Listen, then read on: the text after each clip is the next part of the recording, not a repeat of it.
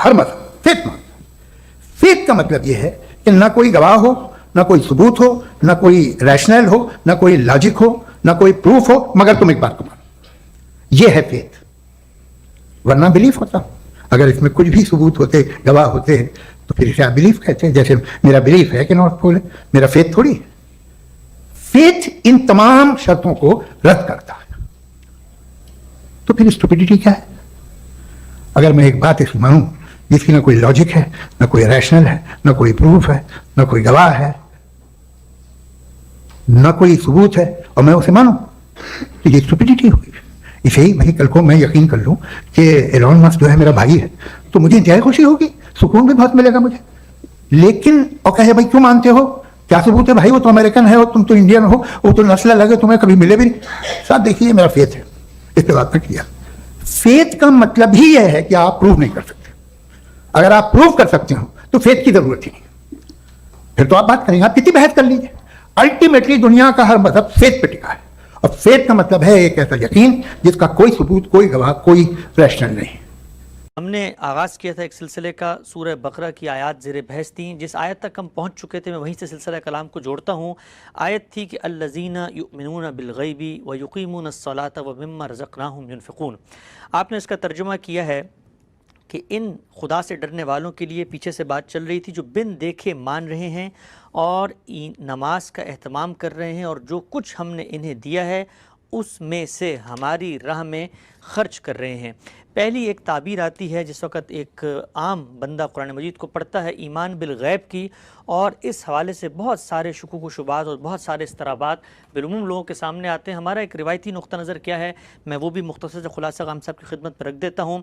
आम तौर पे जी कहा जाता है कि जो गैब का लफ्ज़ है लुगत में ऐसी चीज़ों के लिए बोला जाता है जो ना बदही तौर पे इंसान को मालूम हो और ना इंसान के हवासे खमसा इसका पता लगा सके, यानी वो ना आँख से नज़र आए, ना कान से सुनाई दें, ना नाक से सूंघ कर या ज़बान से चख कर उनका इल्म हासिल हो सके। कहा जाता है कि कुरान में लफ्ज़ गैब से वो तमाम चीज़ें मुराद है जिनकी ख़बर रसूलुल्लाह सल्लल्लाहु अलैहि वसल्लम ने दी, और इनका इल्म बिल बदाहत अक़ल और हवासे खमसा के ज़रिए नहीं हो सकता। इसमें अल्लाह ताला की ज़ात व सिफ़ात भी आ जाती हैं, तक़दीरी उमूर, जन्नत व दोज़ख के हालात, क़यामत और इसमें पेश आने वाले वाक़यात भी, फ़रिश्ते, तमाम आसमानी किताबें, तमाम अंबिया साबिक़ीन भी, जिसकी तफसील इस सूरह बकरा के ख़ात्मे पर आएगी। तो ईमान बिल गैब के माने ये हो गए कि रसूलुल्लाह सल्लल्लाहु अलैहि वसल्लम ने जो हिदायत और तालीमात लेकर दुनिया में आए थे उनको यकीनी तौर पर दिल से मानना, अगरचे वो अक़ल की गिरफ्त में ना आती हों, आपके जो हवासे खमसा हैं वो उनको कबूल ना करते हों। बिलमूम ये तर्जुमा किया जाता है इस चीज़ का। आपका क्या नुक्ता नज़र है उसका भी एक मुख्तसर खुलासा में रख के आपकी जानिब बढ़ता हूँ। आपने लिखा है कि युमिनूना बिल गैब, इनमें बा हमारे नज़दीक ज़रफ़ियत के लिए है, यानी वो गैब में होते हुए ईमान लाते हैं। गैब में होते हुए ईमान लाने के मानी ये हैं कि महज महसूसात के ग़ुलाम और मादियात के परस्तार नहीं बल्कि एक अक़ली और रूहानी हस्ती हैं, लिहाजा हर चीज़ को देख कर मानने के लिए मुसर नहीं होते। वो अपना सफ़र अक़ल की रहनुमाई में तय करते हैं और जो बातें अक़ल से साबित होती हैं या उनकी फ़ितरत जिन बातों की शहादत देती है उन्हें वो तस्लीम करते हैं और उनके तकाज़ों को पूरा करने के लिए अपनी महसूस और मादी लज्जतों को हर लहज़ा क़ुरबान करने के लिए तैयार रहते हैं। सवाल आपकी खिदमत में ये है, ईमान बिल गैब से क्या मुराद है? दो नुक्ता है नज़र हैं, आपने एक दूसरा नुक्ता नज़र अपनाया है, इसकी क्या वजह है? इसकी वजह बहुत सादा है, और वो ये है कि इस दुनिया में हमें जिस इम्तहान में डाला गया है उसकी नौइयत बिल्कुल वही है। यानी यूँ नहीं है कि अल्लाह ताला ने इंसान को अंधा बहरा पैदा किया है और उसके बाद आसमान से वही आती है और वह आकर उसे कहती है कि तुम्हें फ़लाँ और फ़लाँ बात को मानना है।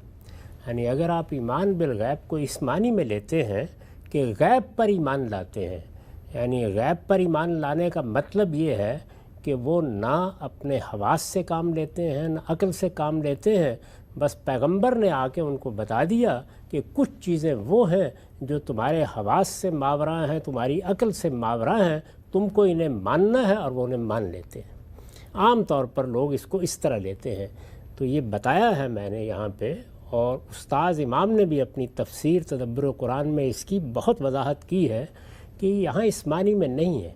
इसका सही तर्जमा वही है जो हमारे यहाँ बर्र सगीर में شاہ عبد القادر نے کیا. اچھا. میں نے بھی اسی ترجمے کو اختیار کیا ہے. وہ بن دیکھے ایمان لاتے ہیں.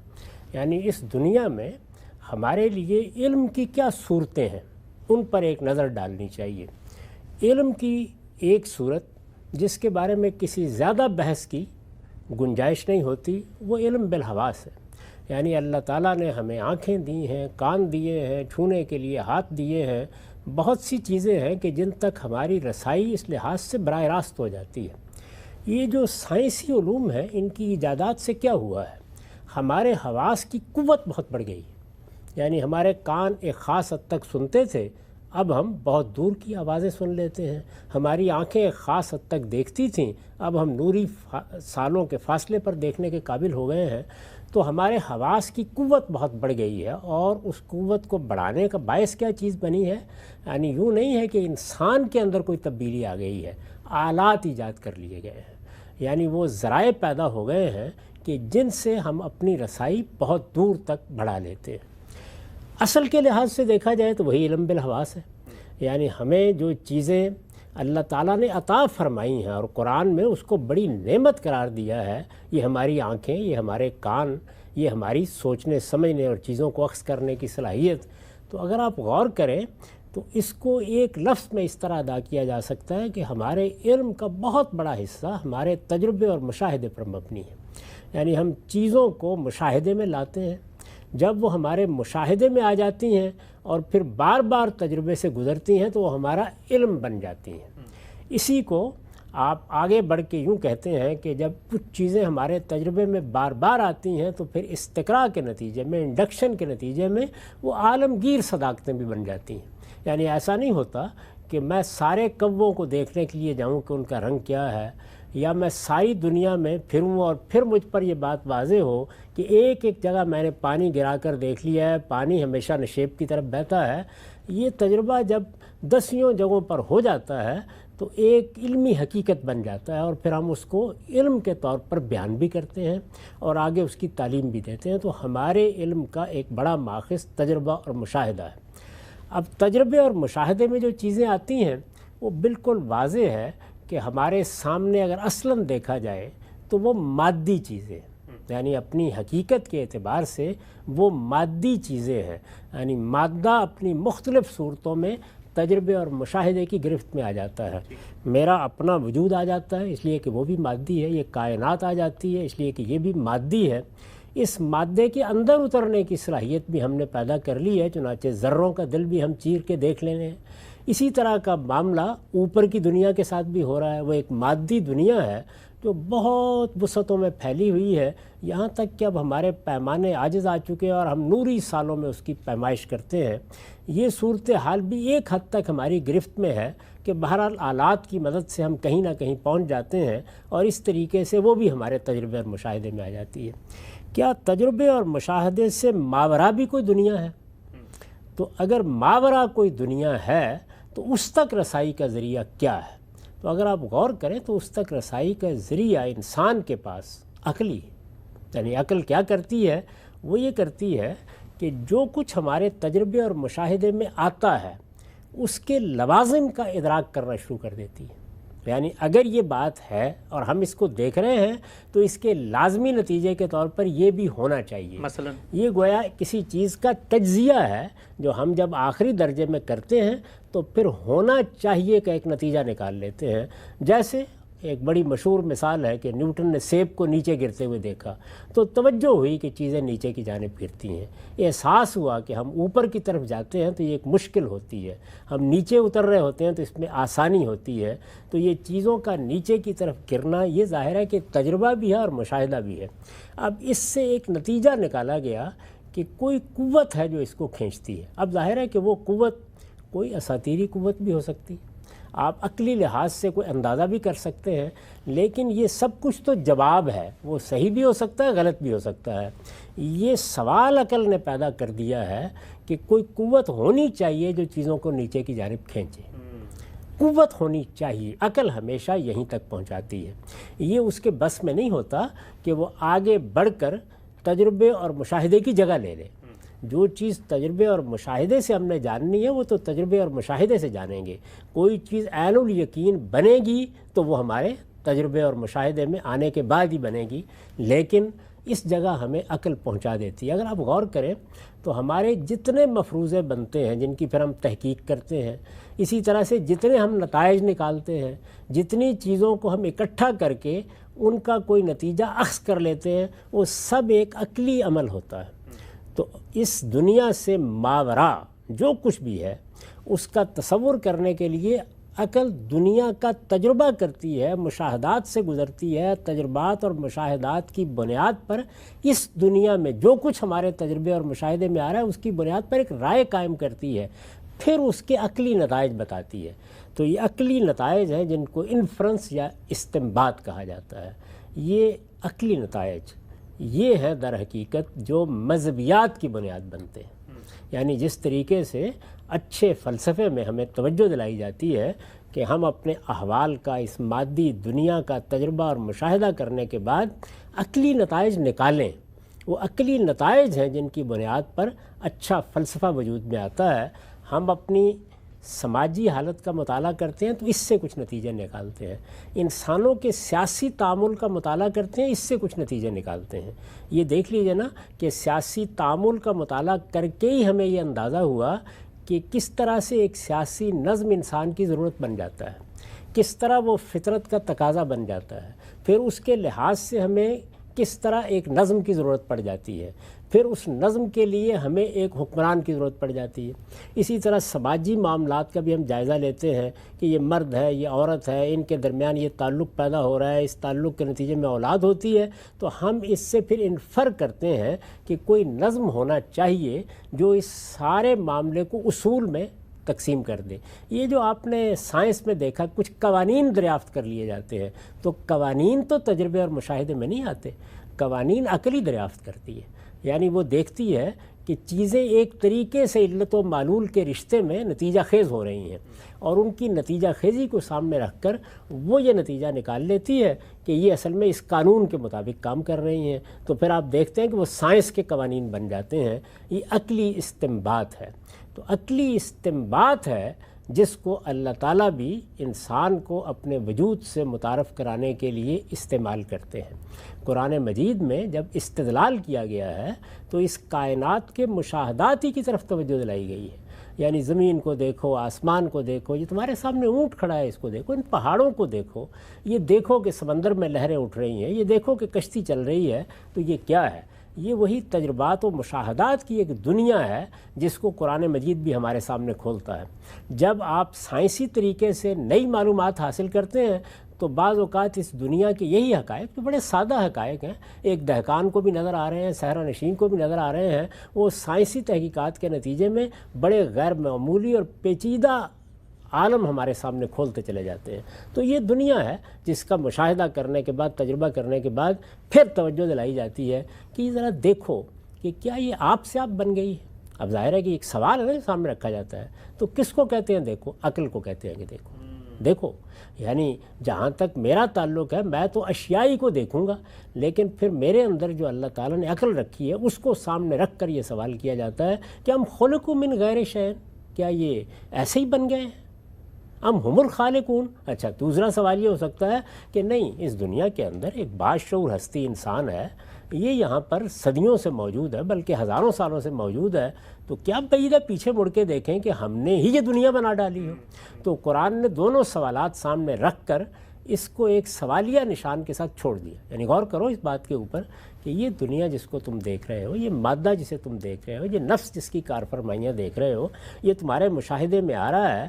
تو یہ خیال کرو کہ یہ سب کیا ہے. یعنی کیا یہ آپ سے آپ وجود میں آ سکتا ہے، اور کیا یہ خود اپنا خالق ہو سکتا ہے؟ تو دونوں سوال سامنے رکھ دیے. اس کا نتیجہ نکالنا ہے. کون نتیجہ نکالے گا؟ عقل نکالے گی.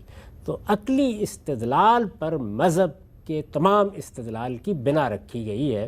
یہ عقلی استدلال آپ کو کہاں پہنچاتا ہے؟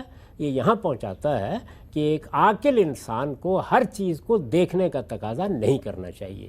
دیکھ کر تو بیل بھی مان لیتے ہیں. انسان کا کام یہ ہے کہ وہ سائنس کے قوانین دریافت کرے، وہ فلسفے کے نتائج نکالے، وہ سماج کا مطالعہ کر کے اس کے قوانین دریافت کرے، وہ سیاسی عمل کے قوانین دریافت کرے. یہ ساری چیزیں کیسے دریافت ہوتی ہیں؟ تجربے اور مشاہدے کے ماورا دیکھنے سے. اور اس میں جو نتیجہ نکلتا ہے وہ یہ ہوتا ہے کہ ایسا ہونا چاہیے. بس مذہبیات میں ہوتا کیا ہے کہ ہونا چاہیے تک آپ کو عقل لے جاتی ہے، یہ ہے. اس کا جواب پھر انبیاء علیہم السلام دیتے ہیں. اس کو قرآن مجید کہتا ہے ایمان بالغیب، یعنی اس چیز پہ اصرار نہ کرو کہ دیکھیں گے تو مانیں گے.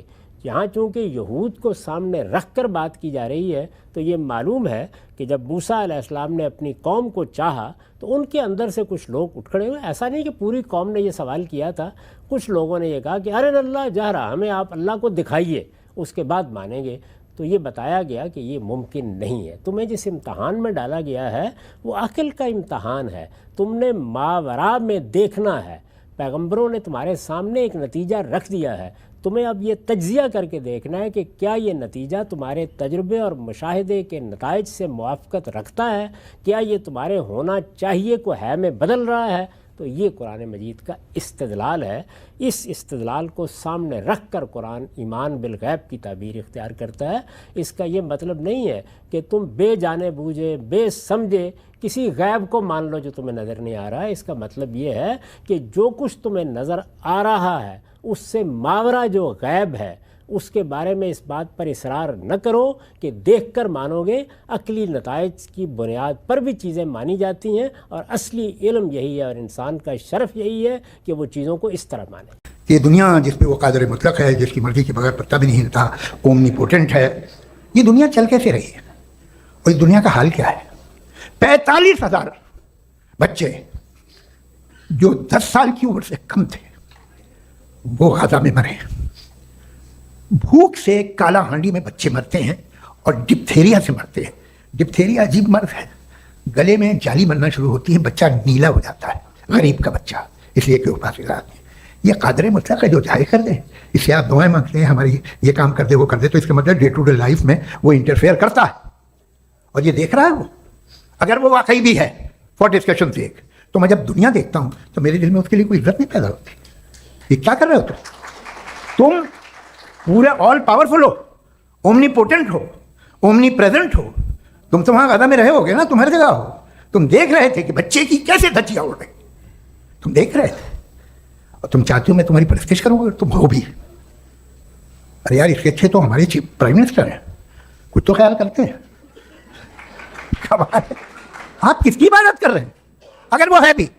یہ دنیا ناانصافی سے، ظلم سے، جبر سے، تشدد سے بھری ہوئی. اور آپ یہ مت کہیے گا کہ وہ دیکھ رہا ہے اور وہ بتائے گا ایک دن. اگر وہ دیکھ رہا ہے اور انٹرفیئر نہیں کرتا تو آپ دعا کیوں مانگتے؟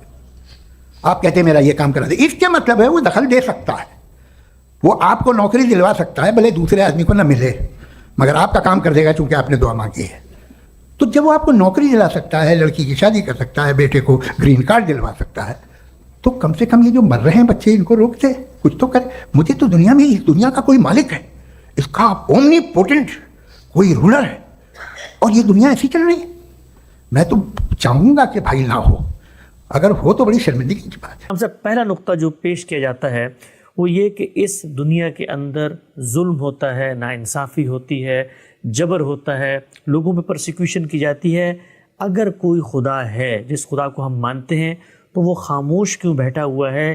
ظلم کرنے والے کا ہاتھ کیوں نہیں پکڑتا؟ یہ بات بارہا واضح کی جا چکی ہے کہ ہم جب کسی چیز پر اعتراض کرتے ہیں تو سب سے پہلے جس چیز پر اعتراض کیا جا رہا ہے اس کو من البدایہ نہایہ سمجھنا چاہیے. ٹھیک. ہم جب اللہ تعالیٰ کو مانتے ہیں تو ظاہر ہے کہ پیغمبروں کی خبر کے نتیجے میں مانتے ہیں. یہ بات بارہا واضح کی جا چکی ہے کہ خلق کا فعل جو سوال پیدا کرتا ہے، اس سوال کا یہ جواب کہ ہمارا خالق ہے، یہ تو عقل کا ناگزیر تقاضا ہے. اس سے کم پر عقل مطمئن ہی نہیں ہو سکتی. میں آپ اپنے شعور کی ساخت سے مجبور ہیں کہ اپنا خالق تلاش کریں۔ وہ خالق کون ہے؟ اس کا ایک جواب الہات نے دیا ہے، ایک جواب پیغمبروں نے دیا ہے۔ ہم نے جب پیغمبروں کے جواب کو صحیح پایا اور اس کو تسلیم کر لیا تو پھر پیغمبروں ہی سے یہ پوچھنا ہوگا کہ جس پروردگار کا آپ تعارف کرا رہے ہیں، جس پروردگار پر ایمان لانے کے لیے کہہ رہے ہیں، اس پروردگار کی صفات کیا ہیں، اس کے سنن کیا ہیں، وہ انسانوں کے ساتھ کیا معاملہ کر رہا ہے۔ ظاہر ہے کہ یہ بڑی اہم بات ہے کہ کیا وہ اس کائنات کو بنانے کے بعد انسان جیسی باشعور مخلوق کو تخلیق کرنے کے بعد کہیں آرام کر رہا ہے یا اس کا ہم سے کوئی تعلق پیدا ہوتا ہے؟ وہ تعلق پیدا ہوتا ہے تو وہ کس نوعیت کا ہے؟ تو پیغمبروں نے جس طرح ہمیں ذات باری کا تعارف کرایا ہے، یہ بتایا ہے کہ اس کائنات کا اور تمہارا ایک ہی خالق ہے، وہ خالق علیم و حکیم ہستی ہے، اس پر تم ایمان لاتے ہو تو ایک دن تمہیں اس سے ملاقات کا شرف بھی حاصل ہوگا، تم اس کی بارگاہ میں پیش کیے جاؤ گے۔ جب پیغمبروں نے یہ تعارف کرایا ہے تو ساتھ ہی یہ بھی بتایا ہے کہ یہ دنیا جس میں ہم پیدا ہوتے ہیں اور پھر مر جاتے ہیں، یہ دنیا کس مقصد سے بنائی گئی ہے؟ انہوں نے یہ بتایا ہے کہ اس دنیا میں ابتلاء کا قانون کار فرما ہے۔ اس دنیا میں انسان، اسی طرح ہمیں خبر دی گئی ہے کہ جنات ہیں، یہ دونوں مخلوقات مکلف مخلوقات ہیں، یعنی ان کو شعور دیا گیا ہے، یہ خیر و شر کو پہچانتے ہیں، اور ان کو دنیا میں یہ دنیا جو اس وقت ہمارے سامنے ہے، اس دنیا میں امتحان کے لیے بھیجا گیا ہے۔ اللہ تعالیٰ کی اس اسکیم کو کوئی شخص نہیں مانتا، وہ ایک الگ چیز ہے، لیکن اس کو مان لینے کے بعد پھر اس اسکیم کے لازمی تقاضوں کو بھی ماننا ہوگا۔ عقل کا طریقہ یہ ہے کہ جب آپ کسی بنیاد کو تسلیم کر لیتے ہیں تو اس کے لوازم کو مانے بغیر کوئی چارہ نہیں ہوتا۔ اگر یہ دنیا آزمائش کے لیے بنی ہے تو پھر کس چیز کی آزمائش ہے؟ ظاہر ہے ارادہ و اختیار کی۔ جس مخلوق کو آزمایا جا رہا ہے اس میں ارادہ و اختیار ہونا چاہیے۔ اگر ارادہ و اختیار ہے تو پھر اس کو مہلت ملنی چاہیے کہ اس پر عمل کرے۔ یعنی وہ ارادہ و اختیار کیا ہوا کہ جو دے دیا گیا ہے لیکن مجھے آزادی نہیں دی گئی کہ میں اس پر عمل کر سکوں۔ یہ آزادی دی جائے گی۔ اس آزادی کے لیے ضروری ہے کہ جتنی مہلت مجھے ملی ہے اس کے دوران میں میرا پروردگار بالعموم میرے معاملات میں مداخلت نہ کرے۔ چنانچہ اسی کو ملحوظ رکھا گیا ہے۔ اللہ تعالیٰ نے آزادی دی، اختیار دیا۔ اس آزادی اور اختیار کے لازمی نتیجے کے طور پر ظلم بھی پیدا ہوتا ہے، عدوان بھی پیدا ہوتا ہے، انسان ایک دوسرے کا استحصال بھی کرتے ہیں، ان کو قوت حاصل ہوتی ہے تو وہ دوسروں کو دبا لینے کی کوشش بھی کرتے ہیں۔ ان کے اندر جو جبلتیں رکھی گئی ہیں، جیسے تفوق کی جبلت ہے، وہ قتل و غارت گری بھی برپا کر دیتی ہے۔ اسی طرح جن جبلتوں کی تسکین کے لیے تکاثر اور تنافس کی صلاحیت انہیں دی گئی ہے وہ بھی اپنا کام کرتی ہے۔ اس میں چوریاں بھی ہوتی ہیں، ڈاکے بھی پڑتے ہیں، لوگوں کی عصمت اور عزت پر بھی ہاتھ اٹھایا جاتا ہے۔ تو یہ ساری جتنی چیزیں ہیں یہ سب در حقیقت اس ارادہ و اختیار کا لازمی نتیجہ ہے۔ یہی میرا اور آپ کا شرف بھی ہے، اسی کی بنیاد پر ہم انسان ہیں۔ یہ ارادہ و اختیار ہی ہے کہ جس کی وجہ سے ہم یہ سمجھتے ہیں کہ ہم ایک ممتاز مخلوق ہیں۔ باقی مخلوقات کے مقابل میں ہم اپنا بھی شعور رکھتے ہیں اور اپنے شعور کا بھی شعور رکھتے ہیں، اور اس طرح چیزوں کو جانتے بھی ہیں، سمجھتے بھی ہیں، ان کا ادراک بھی کرتے ہیں اور ان کے لازمی عقلی نتائج کو دریافت بھی کر لیتے ہیں۔ ہم نے جو تہذیب وجود پذیر کی ہے، ہم نے جو دنیا میں ایجادات کی ہیں، ہم نے جو نئی دنیا بنا ڈالی ہے، اسی ارادہ و اختیار کا استعمال ہے۔ عام طور پر اس کا استعمال مثبت ہو رہا ہوتا ہے، یعنی نیکی کے کاموں میں، خیر کے کاموں میں، تبرع کے کاموں میں انسان اپنے اس ارادہ و اختیار کو استعمال کرتا ہے، دنیا میں بڑے اعلیٰ درجے کے ادارے بناتا ہے، تہذیبی روایات قائم کرتا ہے، بڑی عمدہ قسم کی ثقافت وجود میں لاتا ہے، یہ سب کام کر رہا ہے، لیکن اس کا غلط استعمال بھی ہوتا ہے۔ یعنی ایسا نہیں ہے کہ اس وقت دنیا میں تمام شہر زندہ بن چکے ہیں، وہ آباد ہیں، شاد ہیں، ان میں لوگ رہ رہے ہیں، لیکن زندہ خانے بھی بنانے پڑتے ہیں، اس لیے کہ انسان اپنے حدود سے تجاوز کر جاتا ہے۔ تو یہ حدود سے تجاوز کی مہلت اس کے خالق نے اس کو دی ہے۔ اس مہلت کے دوران میں خالق سے یہ مطالبہ کرنا کہ وہ اس میں مداخلت کرے، یہ اس کی پوری اسکیم کو باطل کرنے کے مترادف ہے۔ وہ اگر مداخلت کرے گا، ظالم کا ہاتھ پکڑ لے گا، چور کا ہاتھ پکڑ لے گا، ڈاکو کا ہاتھ پکڑ لے گا، تو پھر تو کسی کے لیے آزادی عمل باقی نہیں رہے گی، اور جب آزادی عمل باقی نہیں ہے تو پھر امتحان کیسا، ابتلا کیسی، اور پھر اس کے جو نتائج بیان کیے گئے ہیں ان کے لیے کیا جواز باقی رہ جائے گا۔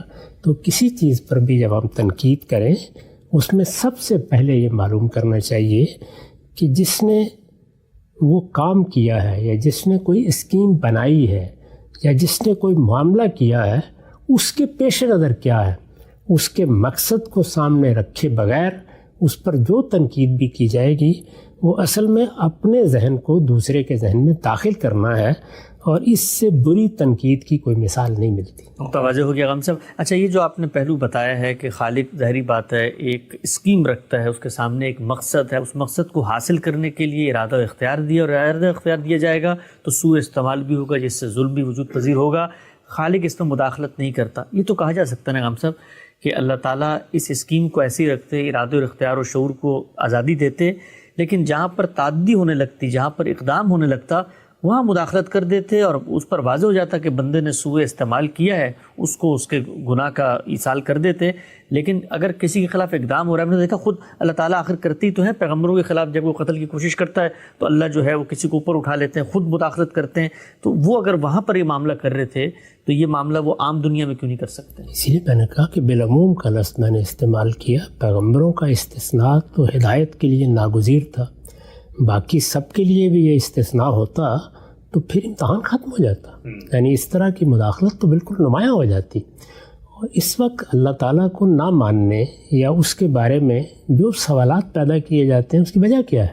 وجہ یہی ہے کہ مداخلت نہیں ہوتی، یعنی دنیا ویسے بڑے خودکار طریقے سے چلتی ہوئی نظر آتی ہے، ایسے لگتا ہے کہ جس طرح یہی کائنات سب کچھ کر رہی ہے۔ چنانچہ الہات نے ہمیشہ علمی سطح پر اس سوال کا یہی جواب دیا ہے کہ میرا خالق کون ہے؟ وہ کہتے ہیں یہی کائنات تمہاری خالق ہے۔ اس کائنات میں وہ خواص اور تاثیرات موجود ہیں جن کا خودکار طریقے سے، جیسے کہ خودکار مشین چل رہی ہوتی ہے، ظہور ہوتا چلا جاتا ہے۔ یہ غلط فہمی کیسے پیدا ہوتی ہے؟ عدم مداخلت کی وجہ سے پیدا ہوتی ہے۔ اگر مداخلت ہو جائے گی تو اس غلط فہمی کا امکان بھی ختم ہو جائے گا۔ تو اللہ تعالیٰ ہمارے علم کا بھی امتحان کر رہا ہے، ہمارے عمل کا بھی امتحان کر رہا ہے۔ علم کے امتحان کے لیے ضروری ہے کہ اس طرح کے مقامات باقی رہیں جو لوگوں کو غلط فہمی کی طرف لے جانے والے ہوں۔ غلط فہمی کی طرف اب ہم نے نہیں جانا، صحیح طریقے سے فیصلہ کرنا ہے۔ یہ اسی وقت ممکن ہوگا جب یہ امکانات موجود ہوں گے۔ تو بہت سے لوگ اصل میں اپنے ذہن کے لحاظ سے بیٹھ کر اللہ تعالیٰ کو تجویز کرتے ہیں کہ جیسی کائنات ہم چاہتے ہیں وہ بنا دے۔ یہ فیصلہ خالق نے کیا ہے اور ہر پہلو کو ملحوظ رکھ کے کیا ہے۔ چنانچہ میں بارہا یہ کہا کرتا ہوں کہ اس دنیا میں اگر پرفیکشن دیکھنی ہو تو اس کے مقصد کے لحاظ سے دیکھیں۔ یہ دنیا اس لحاظ سے کامل نہیں بنائی گئی کہ اس میں خدا کی صفت کمال کا آخری درجے میں ظہور ہو گیا ہے، وہ تو قیامت کے بعد ہوگا۔ یہ کامل ہے کس لحاظ سے؟ ابتلا کے لحاظ سے، یعنی جس زاویے سے دیکھیے، علم کے زاویے سے دیکھیے، عمل کے زاویے سے دیکھیے، ہر جگہ ابتلا ہے، ہر جگہ امتحان ہے، اور اتنا غیر معمولی امتحان ہے کہ پورا زور لگا لیجئے کہ آپ اللہ تعالیٰ کا تعارف کرائیں، آپ اس کی صفات کا تعارف کرائیں، پیغمبر بھیج دیں، پیغمبروں کے ذریعے سے معجزات دکھا دیں، پھر بھی گنجائش باقی رہتی ہے کہ کوئی آدمی گریز کرنا چاہے تو کر جائے۔ یہی ہونا بھی چاہیے، اگر یہ نہ ہو تو پھر ابتلا کا قانون باقی نہیں رہے گا۔ ٹھیک، نقطہ بالکل واضح ہو گیا، آگے بڑھاتے ہیں۔ اچھا، ہم کوئی شخص یہ تو کہہ سکتا ہے نا کہ جی اللہ تعالیٰ کا یہ عمل ہے، لیکن اللہ اپنی کتاب میں خود اس عمل کی ناپسندیدگی کا اظہار کر رہے ہیں، بلکہ وہ لوگ جو اس طرح کا ظلم، جبر، عدوان، تسلط قائم کرتے ہیں ان کے بارے میں اپنے عتاب، اپنے عذاب اور اپنے ابدی جہنم کی نوید سنا رہے ہیں ان کو۔ تو یہ مقدمہ تو پھر بہت کمزور ہو جاتا ہے نا کہ جو لوگ مذہب پر یا خدا پر اعتراض کر رہے ہوتے ہیں کہ خدا اذیت پسند ہے، آپ نے اس کے اقدام کی تو توجیہ کر دی، لیکن خود خدا اس عمل کی کیا کہیں اپنی کتاب میں تحسین کر رہا ہے، وہ تو اس کے خلاف کھڑا ہوا ہے پوری کتاب کے اندر۔ پوری کتاب اصل میں اسی کی مذمت کر رہی ہے، وہ یہ بتا رہی ہے کہ تمہیں جو مہلت دی گئی ہے اس کو صحیح استعمال کرو۔ اللہ تعالیٰ تو یہ نہیں چاہتے کہ انسان ظلم کرے، وہ نہیں چاہتے کہ لوگ چوری کریں، لوگ دوسروں کا مال لوٹیں، ان کی آبرو کے خلاف کوئی اقدام کرے، اللہ تعالیٰ تو نہیں چاہتے۔ انسان کو آزادی دی گئی ہے تو اس مہلت کے عرصے میں یہ ان کی رضا نہیں ہے، ان کا اذن ہے۔ بہت اچھا۔ اور اذن کا مطلب یہ ہے کہ جو مہلت آپ کو دی گئی ہے وہ مہلت چونکہ ایک بڑے مقصد کے تحت دی گئی ہے، اس میں اللہ کی ایک بہت بڑی اسکیم ہے جس کو روبہ عمل ہونا ہے، اس میں کوئی ایسی مداخلت نہ کی جائے جو اصل اسکیم کو نقصان پہنچا دے۔ تو دنیا میں ابتلا کی اسکیم کو اپنی پوری شان کے ساتھ قائم رہنا چاہیے، یہ اللہ تعالیٰ کا منشا ہے۔ یہ جب ہم سمجھ لیتے ہیں اس کے بعد یہ کہ اللہ کی مرضی کیا ہے، اللہ کیا چاہتا ہے، وہ اس نے پیغمبروں کے ذریعے سے بتا دیا ہے۔ وہ تو یہ چاہتا ہے کہ ہمارے نہ ہاتھ سے کسی کو کوئی تکلیف پہنچے، نہ زبان سے کسی کو کوئی تکلیف پہنچے، ہم اللہ کے حقیقی بندے بن کر رہیں، ہم دنیا میں امن کے علمبردار ہوں، ہر شخص کو ہم سے خیر ملے، یہی چاہتا ہے۔ لیکن جس وقت انسان اپنے ارادے کو غلط استعمال کر کے ظلم یا عدوان پیدا کر دیتا ہے تو پھر اللہ تعالیٰ اس کو وعید بھی سناتے ہیں، اور ان ظالموں کے لیے یہ کہتے ہیں کہ میں پھر اس کا انتقام لوں گا۔ یعنی انتقام کا کیا مطلب ہے؟ اس میں بھی بعض لوگ اردو زبان کے لفظ کو سامنے رکھ کر تقریر شروع کر دیتے ہیں، اس کا مطلب ہے سزا دوں گا، بدلہ لیا جائے گا۔ بدلہ لیا جائے گا۔ یعنی اگر تم نے کسی کے ساتھ ظلم کیا ہے، کسی پر زیادتی کی ہے، کسی کی جان مال آبرو کے خلاف کوئی اقدام کیا ہے تو میں اس کا بدلہ لوں گا۔ اس وقت بھی صورتحال یہ ہے کہ دنیا میں انفرادی سطح پر دیکھیں تو لوگوں کے ایک دوسرے پر ظلم گنے نہیں جاتے، پھر ظلم صرف بلا واسطہ ہی نہیں ہوتے، وہ بالواسطہ بھی ہوتے ہیں۔ ہمارے اقدامات کے نتیجے میں ظلم پیدا ہوتا ہے، ہماری معاشی سرگرمیوں کے نتیجے میں ظلم پیدا ہوتا ہے، ہم جس طرح سے حکومتیں قائم کرتے ہیں اس سے ظلم پیدا ہوتا ہے، ہم جس طرح سے اپنے تفوق کی جبلت کا اظہار کرتے ہیں اس سے ظلم پیدا ہوتا ہے۔ تو بالواسطہ بھی ہوتا ہے، بلا واسطہ بھی ہوتا ہے۔ اس سب کو اللہ تعالیٰ عدالت میں کھڑا کریں گے، اور وہ کہتے ہیں کہ پھر میں ان مظلوموں کی طرف سے بدلہ لوں گا۔ یعنی اللہ ذو انتقام ہے، وہ انتقام لیں گے، لیکن کن کی طرف سے؟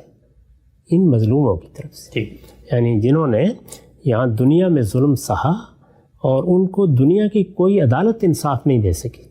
اس وقت دنیا میں بہت اچھی حکومتیں بھی قائم ہوئی ہیں، اور کوئی شبہ نہیں ہے کہ انسان نے حکومتوں کے نظم میں ترقی کی ہے۔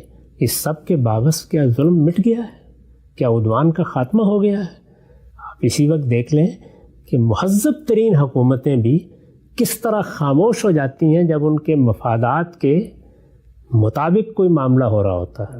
اس میں نسل کشی ہوتی رہے، اس میں لوگ مرتے رہیں، اس میں بچے مرتے رہیں، سب خاموشی کے ساتھ بیٹھے ہوتے ہیں۔ اگر آپ پوچھیں کہ اس خاموشی کی وجہ کیا ہے تو ظاہر ہے کہ وہ سیاسی حکمت عملی کے سوا کچھ نہیں ہوتی۔ یعنی ان کے اپنے مقاصد جب مجروح ہوتے ہیں تو پھر ان کا رویہ اور ہوتا ہے، اور وہ مقاصد پورے ہو رہے ہوں تو ان کا رویہ بالکل اور ہوتا ہے۔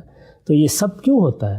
اس لیے کہ انسان کو جس وقت مہلت ملتی ہے تو خواہ وہ فرد ہو، خواہ وہ جماعت ہو، خواہ وہ کوئی قوم ہو، وہ اپنے تفوق کی جبلت کے تقاضوں کے لحاظ سے عمل کرتا ہے، اپنی برتری کو قائم رکھنا چاہتا ہے۔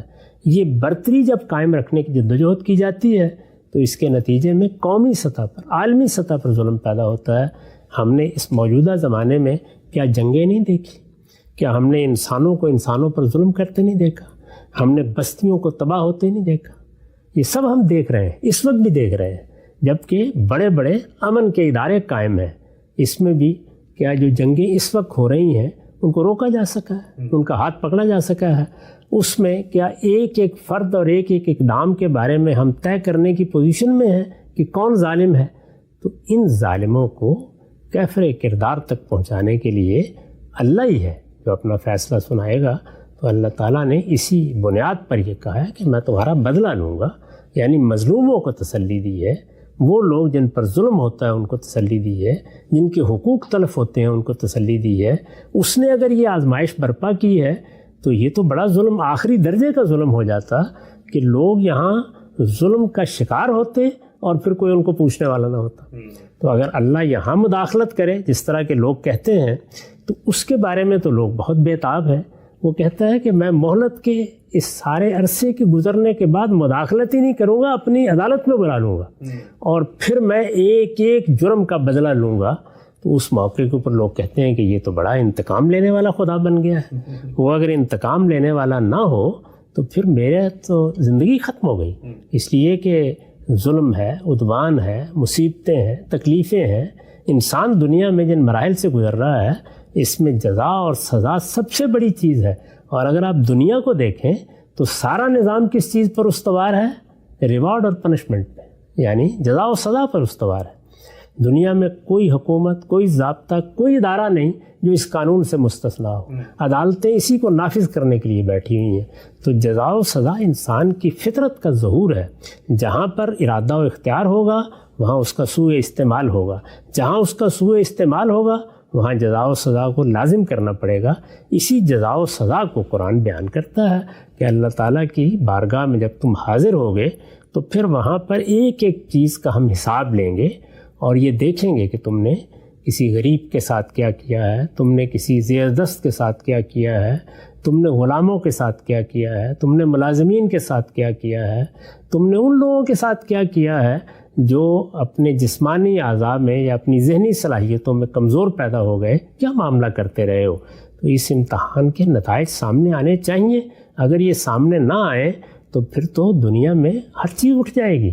یعنی میرے لیے تو تاریکی ہے. اس کے بعد اگر انسان غور کرے تو اللہ تعالیٰ کے انتقام کو اگر آپ نکال دیں تو کچھ بھی باقی نہیں رہے. نقطہ بالکل واضح ہو گیا. ہم سے بہت دو خوبصورت باتیں سامنے آئیں کہ دنیا میں جو کچھ ظلم جبر تسلط کی چیزیں ہو رہی ہیں وہ خدا کے اذن سے ہیں, رضا سے نہیں ہے. اور اسی طریقے سے سیلف کنٹرڈکشن یہ ہوتی ہے کہ جب خدا وہاں پر بدلہ لینے کی بات کرتا ہے تو کہا جاتا ہے کہ بڑا ظالم جابر ہے, وہاں پر جلا دے گا لوگوں کو, اور مطالبہ یہ کیا جا رہا ہے کہ یہاں پر بدلہ لے, یعنی وہی کام یہاں پر کرے. سوال یہ پوچھا جاتا ہے کہ دعا کا ایک پورا کانسیپٹ ہے مذہبی روایت کے اندر, اور اللہ تعالیٰ یہ کہتے ہیں کہ کچھ بھی زمین پہ تمہیں چاہیے ہو تو مجھ سے مانگو, میں ہی ہوں جو دینے والا ہوں.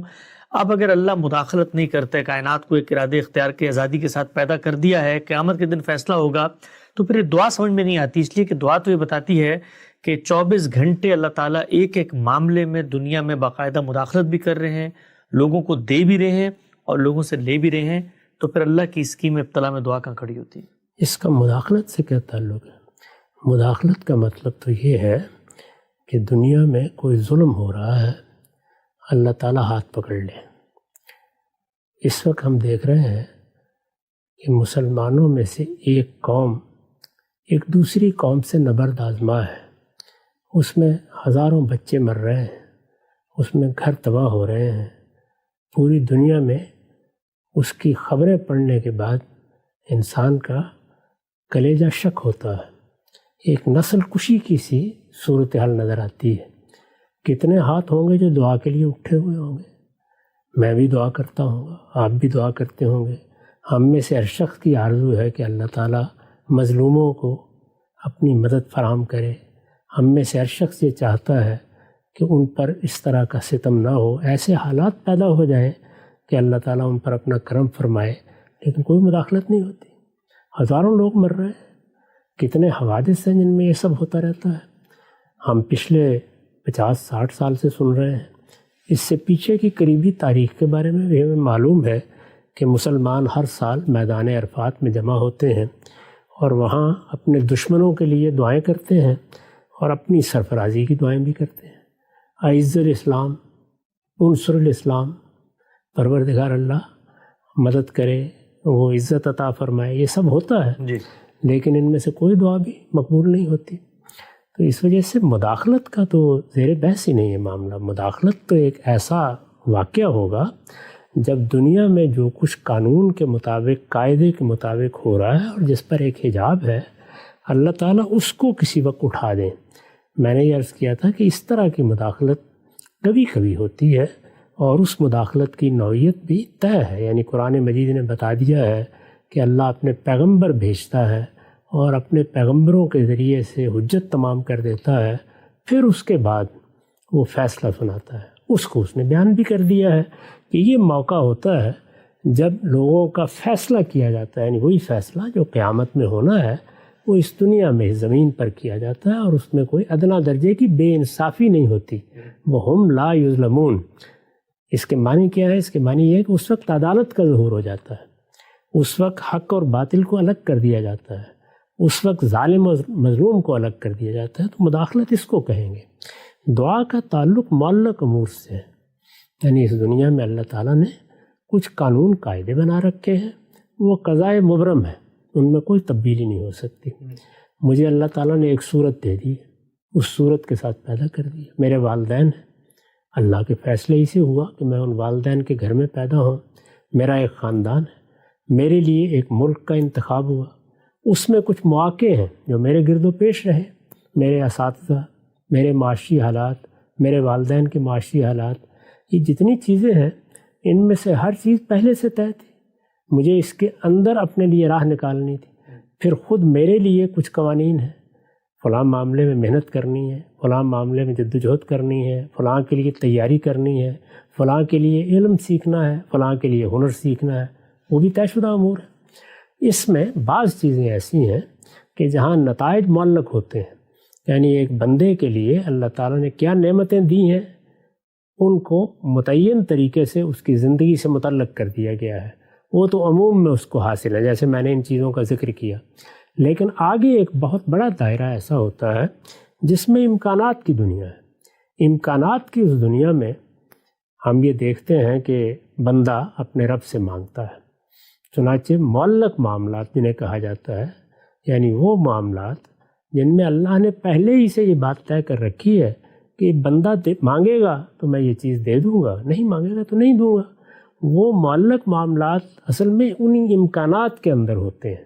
ان سے نہ تو عدالت کا غیر معمولی ظہور ہو جاتا ہے، نہ کوئی مداخلت ہوتی ہے، نہ کوئی قانون ٹوٹتا ہے، نہ کسی قاعدے میں کوئی خرابی واقع ہوتی ہے. وہ امکانات کی وہ دنیا ہے جو پہلے ہی سے ہمارے سامنے ہوتی ہے. ایک شخص جد و جہد کرتا ہے، دونوں امکانات ہیں. ایک یہ کہ جد و جہد کامیاب ہو جائے، ایک یہ کہ ناکام ہو، دونوں امکانات موجود ہیں. یعنی ایسا نہیں ہے کہ پہلے ایک قاعدہ آ رہا تھا، مداخلت کر کے تبدیل کر دیا گیا. جد و جہد کے کامیاب ہونے کی مثالیں بھی موجود ہیں، ناکام ہونے کی مثالیں بھی موجود ہیں. ایک آدمی علم حاصل کرتا ہے، اس سے بعض نتائج متوقع ہوتے ہیں، وہ نکل آتے ہیں، نہیں بھی نکلتے. ایک شخص ہنر سیکھتا ہے، اس سے بھی بعض نتائج متعلق ہوتے ہیں، بعض اوقات سامنے آ جاتے ہیں، بعض اوقات سامنے نہیں آتے. تو اس امکانات میں اب بندے کو کیا ملنا ہے، یعنی نتیجہ کیا نکلنا چاہیے، وہ دعا کرتا ہے، اللہ سے مانگتا ہے. جو چیز اسی اعتبار سے معلق ہوتی ہے کہ بندہ مانگے گا تو دے دوں گا، وہ مل جاتی ہے. یہ تو اللہ تعالیٰ نے کہیں بھی نہیں کہا کہ جو مانگو گے میں دے دوں گا. یہ کہا ہے کہ مجھ سے ہی مانگو، اور جب مانگو گے وہ اگر میری حکمت کے مطابق ہوگا، وہ اگر دنیا میں میرے قانون کے لحاظ سے صحیح ہوگا، اگر وہ تمہارے لیے بھی اچھا ہوگا تو میں دے دوں گا. اتنی بات کہی گئی ہے، اس سے زائد کوئی بات نہ قرآن میں ہے نہ حدیث میں ہے. اب مجھے تو چونکہ یہ معلوم نہیں ہے کہ میرے لیے کیا چیزیں معلق رکھی گئی ہیں، تو میں ایک بندہ مومن کی حیثیت سے اللہ سے دعا کرتا رہتا ہوں. میں نے ابھی مثالیں دی، سب دعا کر رہے ہیں کہ اس وقت فلاں فلاں جگہ پر ظلم ہو رہا ہے، پروردگار اس ظلم کا ہاتھ پکڑ لے.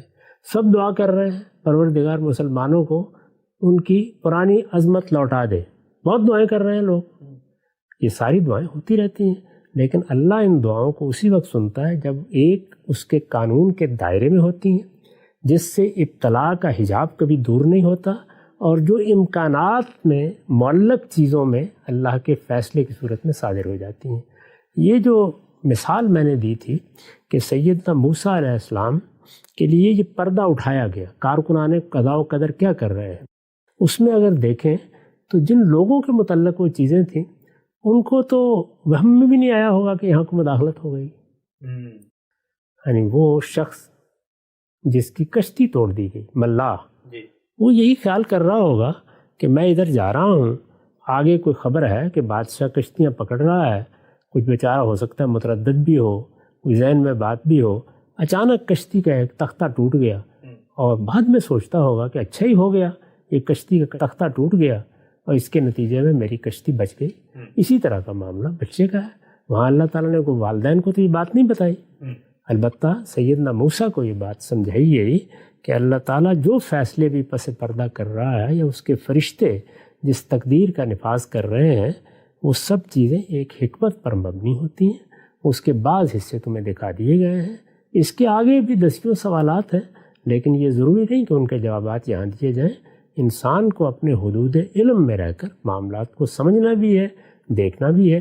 نہ ابتلا کا قانون کبھی ختم ہوتا ہے الا یہ کہ پروردگار کسی موقع پر اس کے نتائج اس طرح دکھا دے جس طرح کہ وہ رسولوں کی بعثت کے بعد دکھاتا ہے. ٹھیک, نقطہ واضح ہو گیا. اچھا, ہم صاحب دعا کے بارے میں خود جو ہماری الہامی روایت ہے, مذہبی روایت ہے, اس میں بتایا جاتا ہے جی خاص اوقات ہیں, مقبولیت کے اوقات ہیں. رات کو اگر آپ سو کے اٹھتے ہیں, تہجد میں اللہ تعالیٰ سے مانگتے ہیں, اس میں ہو سکتا ہے مل جائیں.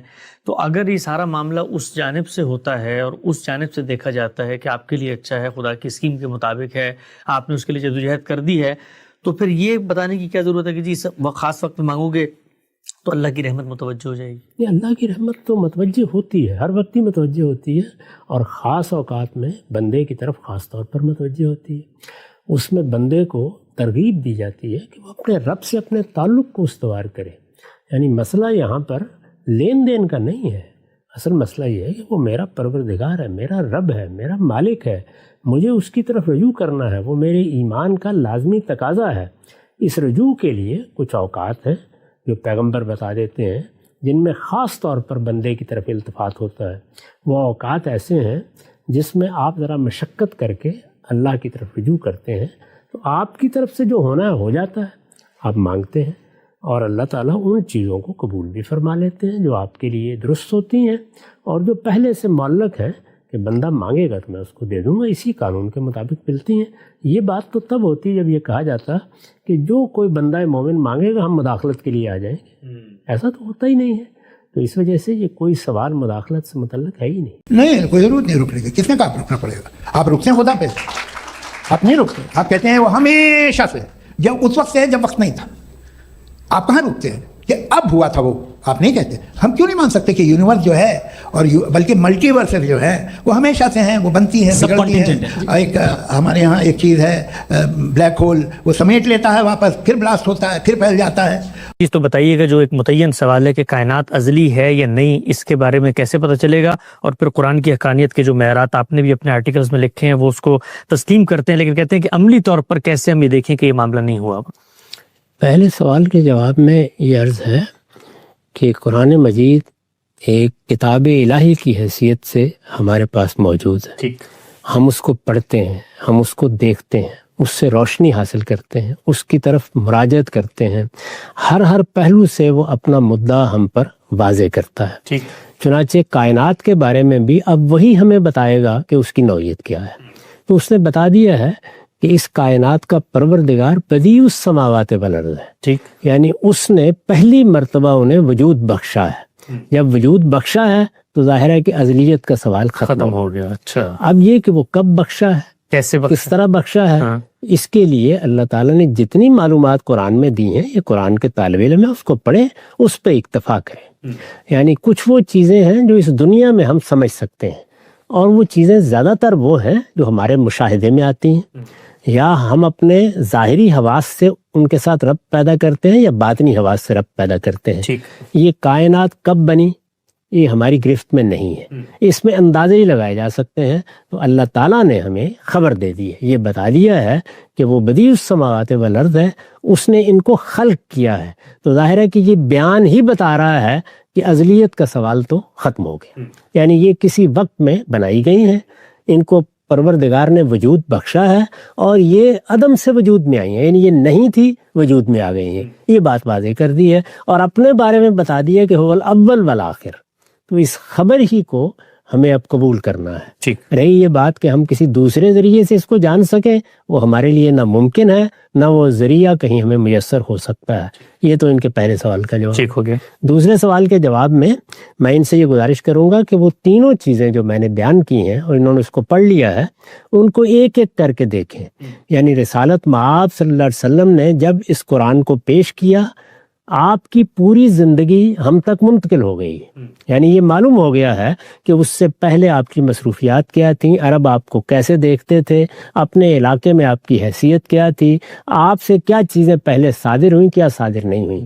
تو ہم اس کی تاریخ کو بھی بہت آسانی کے ساتھ دیکھ سکتے ہیں. پھر جب قرآن ہمارے پاس آ گیا ہے تو ہم یہ دیکھ سکتے ہیں کہ اس میں جو باتیں بیان کی گئی ہیں کیا اس میں کوئی اختلاف ہے، کیا کوئی تضاد ہے، کیا اس کے نظام فکر میں کوئی خلل دکھایا جا سکتا ہے. تو یہ چیز ہے کہ دیکھتے رہتے ہیں، یعنی اس کو بار بار دیکھتے رہنا چاہیے، اہل علم کی مدد سے اس کو سمجھنا چاہیے. تو یہ دوسرے نقطے میں بھی. اور جہاں تک قرآن مجید کے اندر جو کچھ علم بیان ہوا اس کا تعلق ہے، 15 صدیاں ہو گئی ہیں، کوئی ایک چیز بھی ایسی نہیں جس پر کوئی انگلی رکھ کے بتا سکے کہ انسانی سطح کے کلام میں جیسے 150 سال بعد یہ معلوم ہو جاتا ہے کہ فلاں جگہ غلطی ہو گئی، معلومات کے اخذ میں غلطی ہو گئی، اپنے زمانے کا تاثر غلبہ پا گیا.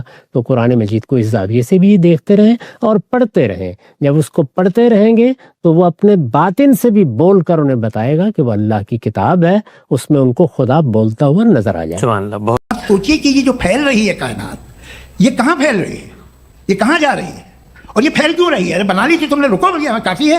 یہ پھیل کیوں رہی ہے؟ یہ اور کون سی کائنات جسے میں دوربین سے دیکھتا ہوں تو 2 بلین لائٹ ایئر پہ ہے، اس سے میرا کوئی واسطہ ہی نہیں ہے. 2 بلین ایئر یعنی اگر میں 80,000 مائلز پر سیکنڈ سے چلوں تو 20 کروڑ سال میں وہاں پہنچ جاؤں گا. اس کی ضرورت کیا تھی؟ یہ دنیا، یہ کائنات تو انسان اشرف المخلوقات کے لیے بنائی گئی نا. قرآن مجید نے اس دنیا کا، یہ دنیا جو اس وقت ہمارے گرد و پیش میں ہے، اس کا ایک تعارف کرایا ہے. پہلے اس نے یہ بتایا ہے کہ یہ دنیا ابدی ہے، یہ ہمیشہ رہے گی، یہ ہمیشہ کے لیے بنا دی گئی ہے. اس کو میں نے فنا ہونے کے لیے نہیں بنایا. یہ جو کائنات آپ کو نظر آ رہی ہے، اتنی بڑی کائنات کہ جو اب نوری سالوں میں بھی، لائٹ ایئرز میں بھی ہماری گرفت میں نہیں آتی، قرآن یہ بتاتا ہے کہ یہ ساری کائنات یہ ابدی ہے، ہمیشہ کے لیے بنا دی گئی ہے، یہ کبھی ختم نہیں ہوگی. وہ یہ کہتا ہے کہ یہ اس لیے بنائی گئی ہے کہ میں نے اپنی بنائی ہوئی مخلوقات کو اس میں ہمیشہ کے لیے آباد کرنے کا فیصلہ کیا. ان کو ختم کرنے کے لیے نہیں، مارنے کے لیے نہیں، ہمیشہ کی زندگی دے کر ان کو اس دنیا میں بسانے کا فیصلہ کیا. گویا دونوں باتیں طے ہیں. یہ دنیا ہمیشہ کے لیے ہے، یہ کبھی ختم نہیں ہوگی. یہ کائنات ہمیشہ کے لیے ہے، یہ کبھی ختم نہیں ہوگی. انسان، جن، فرشتے ہمیشہ کے لیے بنا دیے گئے ہیں، یہ کبھی نہیں مریں گے. تینوں مخلوقات اس کائنات میں ہمیشہ رہیں گی. یہ دوسرا مقدمہ ہے. تیسرا یہ ہے کہ پھر ہم تو مرتے ہیں. تو یہ بتایا گیا ہے کہ یہ جو زندگی تمہیں دی گئی ہے یہ عارضی زندگی ہے. یہ زندگی، یہ 50 سال 60 سال کی زندگی، یہ اطلاع کے لیے ہے. اس میں اس ہمیشہ کی کائنات کے لیے اور اس میں بسانے کے لیے لوگوں کا انتخاب کر رہا ہوں. لوگوں کو ان میں سے میں چن رہا ہوں، اور اس انتخاب میں تمہیں بھی کامیاب ہونا ہے، جنات کو بھی کامیاب ہونا ہے. دونوں کو اس امتحان میں ڈال دیا گیا ہے. تو قرآن یہ بتاتا ہے کہ موجودہ دنیا کو سمجھنا چاہتے ہو تو ابتلاء کے اصول پر سمجھو. کائنات کو سمجھنا چاہتے ہو تو دوام کے، ہمیشگی کے اصول پر سمجھو. وہ اپنی اصل کے لحاظ سے کامل ہے. ابتلاء کے لیے اس میں نقائص پیدا کر دیے گئے ہیں امتحان کے لیے. تو موجودہ عارضی زندگی، یہ زندگی عارضی ہے، کائنات عارضی نہیں ہے. جب قیامت برپا ہوگی تو اس کائنات کو ختم نہیں کیا جائے گا، بلکہ ایک نئی شیپ دے دی جائے گی، ایک نئی دنیا میں بدل دیا جائے گا، اور اس کو اس دنیا کے، یعنی ہمیشہ کی دنیا کے لیے صحیح بنا دیا جائے گا. دیکھیے قرآن کے الفاظ ہیں، یوم تبدل الارض غیر الارض والسماوات. ہم انہی زمین اور آسمانوں کو اٹھائیں گے اور اٹھا کر ایک نئے زمین و آسمان میں بدل دیں گے. یہ نہیں کہا کہ یہ ختم ہو جائیں گے. البتہ زندگی یہاں فانی ہے اور یہ ایک وقت میں ختم ہوگی اور پھر نئی زندگی کی ابتدا ہو جائے گی. تو یہ دنیا ابتلاء کے اصول پر بنی ہے، اور اصلاً پوری کائنات وہ دوام کے اصول پر بنائی گئی ہے. لیکن اس دنیا میں داخل ہونے، کامیابی سے داخل ہونے کے لیے اس ابتلاء سے گزرنا ضروری ہے. چنانچہ ابتلاء کو سامنے رکھ کر، یا امتحان، ابتلاء عربی زبان میں امتحان کو کہتے ہیں، ابتلاء کے اصول کو سامنے رکھ کر اس دنیا میں بہت سے نقائص پیدا کر دیے گئے ہیں. یہ کامل نہیں رہی، اب ناقص ہو گئی ہے تاکہ امتحان لیا جا سکے. جیسے ہی یہ امتحان ختم ہوگا تو اس کو وہ صورت دے دی جائے گی جو اس کو کامل کر دے گی، ہر لحاظ سے مکمل کر دے گی. تو یہ قرآن مجید کا تصور ہے اس معاملے میں. یہ ایک فرسودہ خیال ہے، یہ ختم ہو رہا ہے. ہو سکتا ہے میری زندگی میں نہ ہو، لیکن یہ ہو جائے گا. جو باتیں یہ کو آپ میٹا فزیکل یہ وہ ایسے رسپیکٹیبل ٹرم دے دیے، یہ تو ان لوگ کے ہیں جنہیں نہ فزکس معلوم تھی نہ میٹا معلوم تھا. یہ انہوں نے آپ کو دیے ہیں.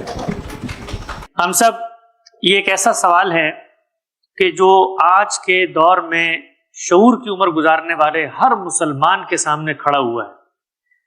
وہ یہ سوال اپنے دل کے کسی نہا گوشے میں رکھتا ہے، کہیں موقع ملے تو اس کا اظہار بھی کر دیتا ہے، لیکن ہمیشہ ڈرتا ہے کہ اگر میں نے یہ سوال پوچھ لیا تو لوگ میرے ایمان کے بارے میں شکوک و شبہات کا اظہار کریں گے. ہو سکتا ہے مسلمانوں کی کمیونٹی بھی مجھے اتنی عزت نہ ملے. وہ اگر سوال نہیں کرتا تو اس کے بچے اس سے یہ سوال کرتے ہیں. آج کے دور کا سب سے بڑا سوال یہ ہے کہ میں بطور انسان جب باہر نکلتا ہوں، معاشرے پر نظر دوڑاتا ہوں، تو مجھے لگتا ہے کہ میں ایک مکمل زندگی جی رہا ہوں. میری صحت کے مسائل تھے، میڈیکل سائنس نے اس کو حل کر دیا. میرا دل بند ہو جاتا تھا، میں نے اس کا ٹرانسپلانٹ کر لیا. پیدائش میں بچوں کی اموات ہو جاتی تھی، سائنس نے اس کا بھی حل نکال لیا. میں نے حفظان صحت کے اصول بنا لیے. میں معاشرے میں نکلتا ہوں، مجھے قوانین کی ضرورت تھی، ٹریفک لاس سے لے کے بین الاقوامی قوانین تک، پینل کوڈ سے لے کے انشورنس لاس تک، سب کچھ انسان نے بنا لیا. میں زمین سے اوپر اٹھا تو میں نے کائنات کے اوپر کمندیں ڈال لی. میں چاند تک پہنچ گیا، میں نے مارس کو دریافت کر لیا. اس کے بعد ایک ہی چیز رہ جاتی تھی، اخلاقیات. دنیا کے اندر وہ معاشرے جو مذہب پر نہیں کھڑے، انہوں نے بھی اپنی اخلاقیات بنا لی، بلکہ وہ زیادہ با اخلاق معاشرے نظر آتے ہیں. سوال ایک آدمی کے ذہن میں یہ اٹھتا ہے کہ میں کون ہوں، کہاں سے آیا. اس کی بھی ساری توجیحات مجھے سائنس نے دے دی ہیں، وہ نظریہ ارتقاء ہو، وہ باقی لاس کی دریافت ہو.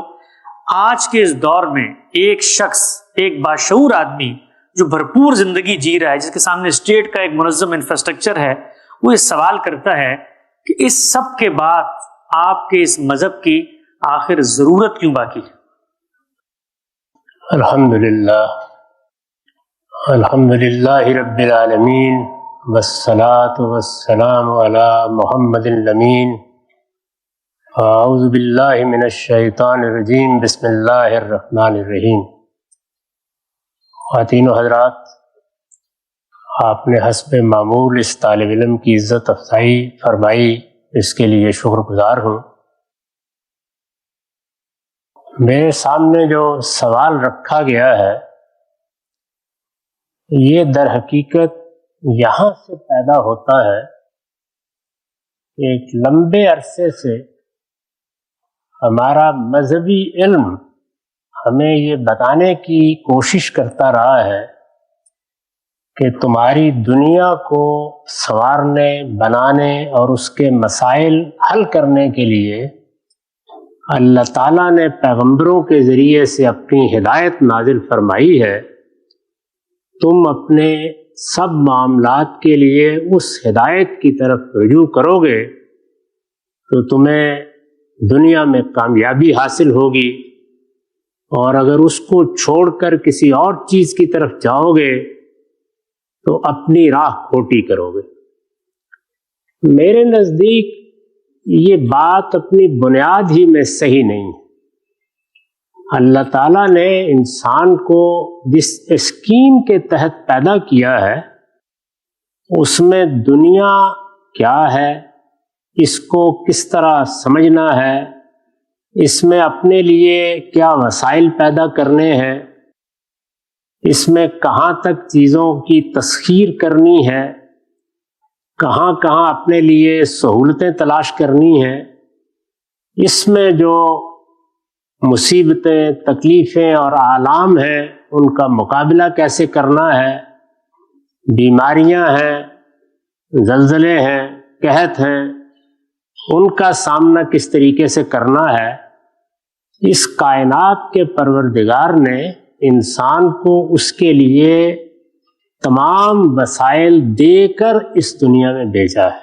اس کو ایک شخصیت دی ہے، وہ شخصیت دوسرے تمام جانوروں سے اس لحاظ سے بالا تر شخصیت ہے کہ اس کو حصے جمالیات بھی ملی ہے، اس کو ایک حادثہ اخلاقی بھی ملا ہے، اور اس کو عقل جیسی نعمت ملی ہے جس کو کام میں لا کر وہ غاروں سے نکل کر اب اس نئی دنیا میں داخل ہو رہا ہے۔ وہ صرف یہ نہیں ہے کہ اس کائنات میں جیسے آیا تھا اسی طرح بیٹھا ہوا ہے، اس نے اپنے علم و عقل کو ترقی دے کر اپنے لیے بے شمار مواقع پیدا کر لیے ہیں، یہاں تک کہ اب اس کی قوت ایجاد اور قوت تخلیق فی الواقع معجزے دکھا رہی ہے۔ یہ سب اس کائنات کے پروردگار نے اس کے اندر رکھ دیا تھا،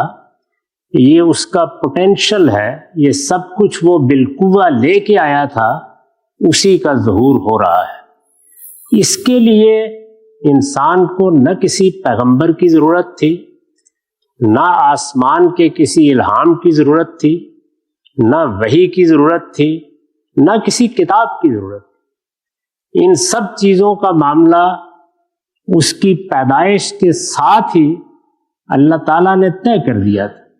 وہ پہلے دن جب دنیا میں بھیجا گیا، اس کو یہ شعور دیا گیا کہ وہ اپنے لیے سیاسی، سماجی، معاشرتی نظم بنائے، اپنی ضروریات کا صحیح فہم پیدا کرے، ان ضروریات کو پورا کرنے کے لیے اقدامات کرے، جہاں مشکلات پیش آئیں ان کا حل نکالے، اپنے لیے گوناگون سہولتیں پیدا کرتا چلا جائے۔ یہ سب چیزیں کسی مذہب، کسی فلسفے، کسی افلاطون کی محتاج نہیں تھی، یہ کسی پیغمبر کی محتاج بھی نہیں تھی۔ اللہ تعالیٰ نے پیغمبر کیوں بھیجے، وحی کیوں نازل کی، اور اپنی کتابیں کیوں اتاری، اس کو خود اللہ تعالیٰ نے اپنی کتاب میں اسی سوال کو سامنے رکھ کر واضح کیا ہے۔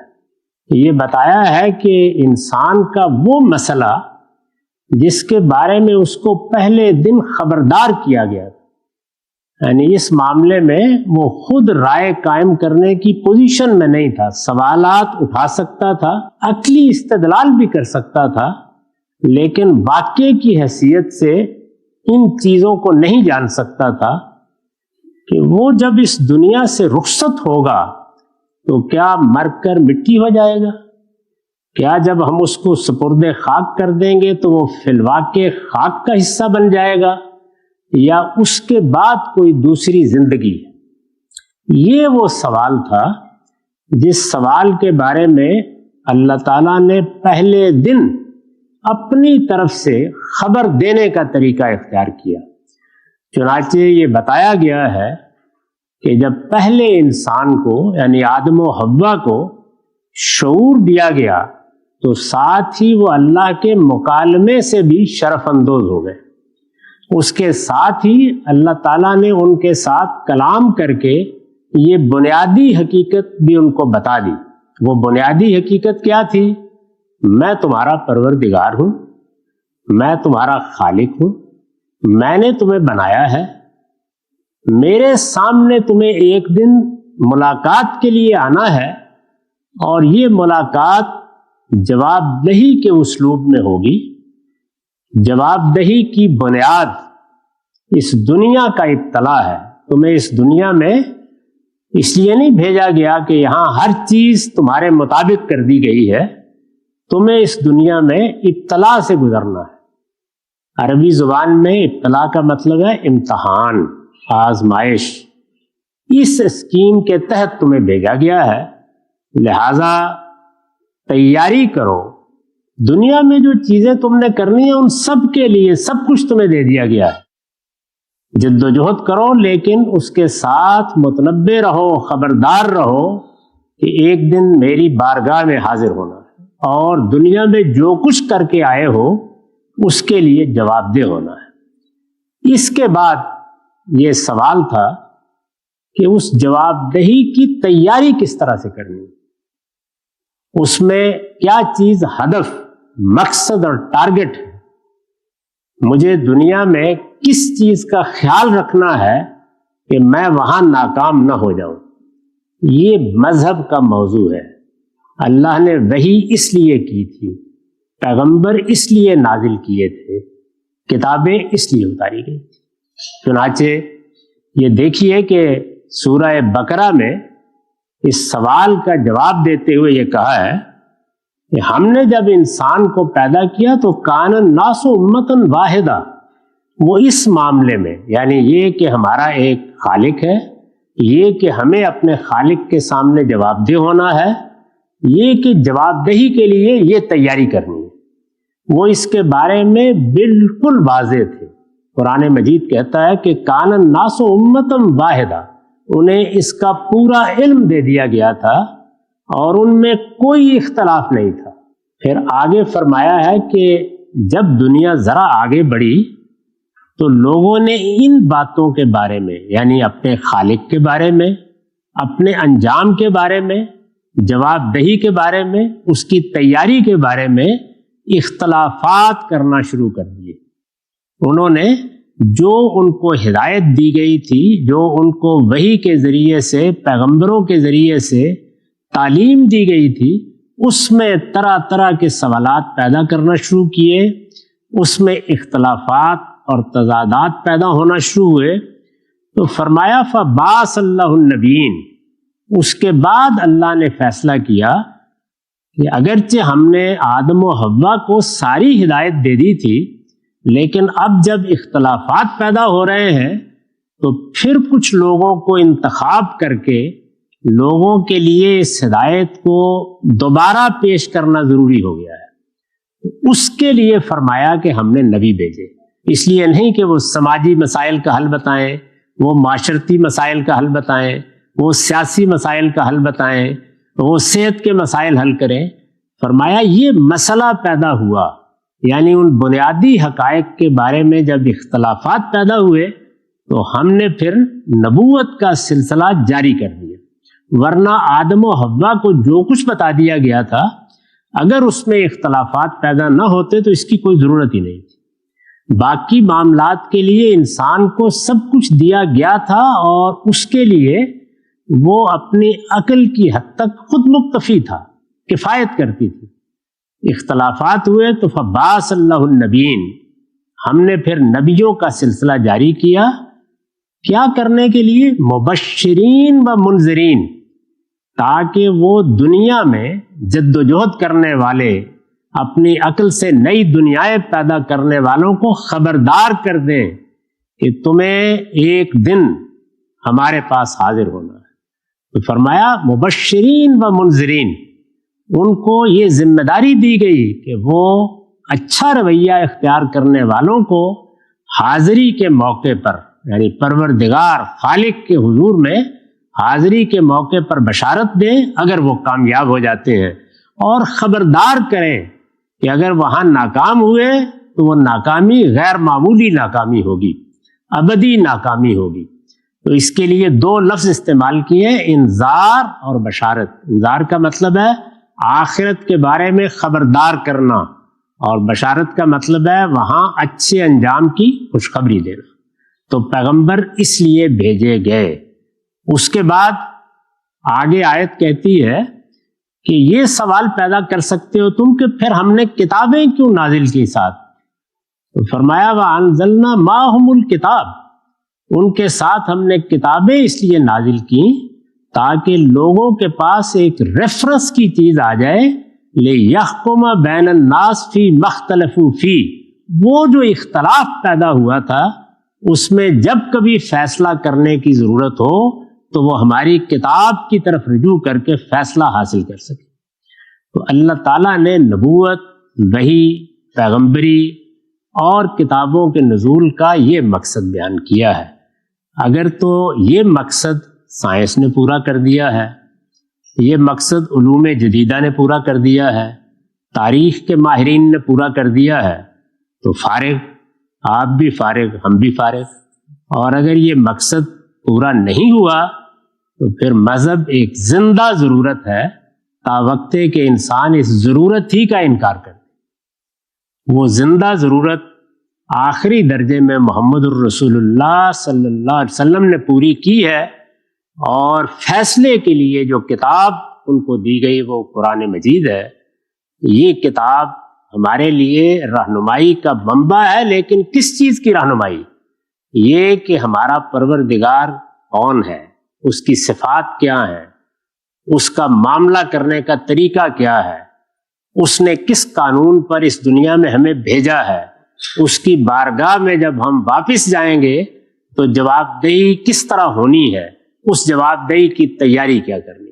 یہ قرآن کا موضوع ہے، یہ پیغمبروں کا موضوع ہے، یہ دین کی دعوت ہے۔ وہ آپ کے ان مسائل کو حل کرنے کے لیے بھیجا ہی نہیں گیا جن کے لیے انسان کو بہت عقل دی گئی۔ تو اس لیے دین کو صحیح زاویے سے دیکھیے، اس کے بعد آپ کو اندازہ ہو جائے گا کہ دین کا موضوع ہماری زندگی نہیں ہے، اس کا موضوع ہماری موت ہے۔ سبحان اللہ۔ اور وہ مجھے بھی آنی ہے، آپ کو بھی آنی ہے۔ وہ ہمارے سب سے بڑے مسئلے کو ایڈریس کر رہا ہے۔ اے کاش ہم اس مسئلے کی اہمیت سمجھ سکیں۔